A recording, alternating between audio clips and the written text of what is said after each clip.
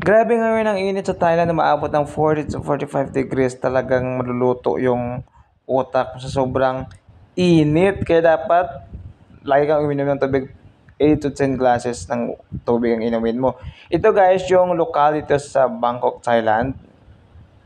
Pakita ko sa inyo. Kasi may gawain dyan, pumunta ako dyan, mga kaibigan ko sa church.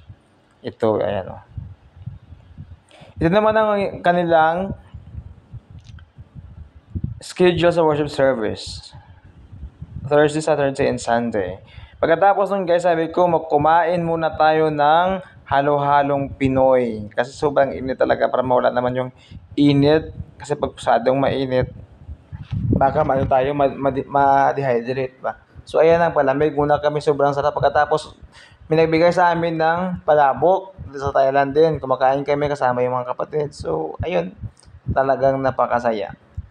Very happy. Yun ang benepisyo pag nag-travel ka, makita ka ng mga bagong kaibigan. Kaya dapat huwag magmukmok sa ganitong oras ng mga mainit na panahon. Mag-travel ka para wag kang mainip. Ayan si Brother Kenneth, oh. Isa siyang engineer. So makaya kami ng MRT going back to the corner. Going back to Laksong Station dito sa Thailand. Sabi ko, ang ganda ng mga sapatos nyo. Ayan guys.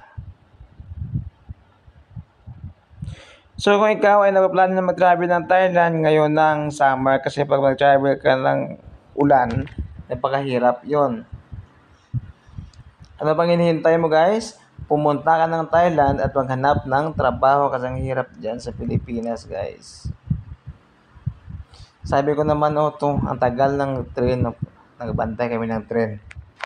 Mura lang yung mga pamasahe din sa train sa Thailand from Sutisan train station hanggang Laksong. Ano siya? 43 lang. Baht? Napakamura. Ayan guys, ang init ng panahon guys, oh.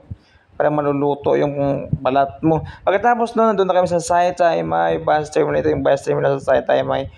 Magkuha ka ng bus, sakay ka ng bus ng number 76. Ang pamasahe naman dyan, going to Ratchaburi, 100 baht. Around 1.5 hours o 1:45 depende sa driver. Pag mabilis maneho, mabilis ang pagtakbo. Pero pag matanda na yung driver, matagal, maabot siya ng 2 oras. Pero pag bata pa, umaabot lang siya ng 1 oras at kalahati. Pagkatapos pagdating ko ng Ratchaburi, bumili ako ng mangga. Yung mangga dito sa Thailand, napakamura guys. 25, may 20. Mayroon din 30, depende sa laki. Kumpara natin sa Pilipinas, ang mangga nasa 120 to 150 baht.